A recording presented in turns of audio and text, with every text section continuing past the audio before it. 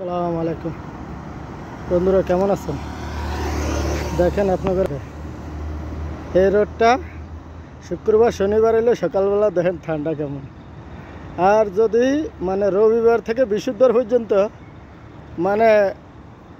এতক্ষণ টাইমে গাড়িলে কেমন চলাচল হইতো। আর এখন দেখেন সকালবেলা ঠান্ডা কিরকম, রোডে গাড়ি একদম নাই বললেই চলে, একদম কম। আর যদি শুক্রবার শনিবারে 2 দিন মাদ্রাসা বন্ধ, অফিস আদালত বন্ধ, রোডঘাট ঠান্ডা,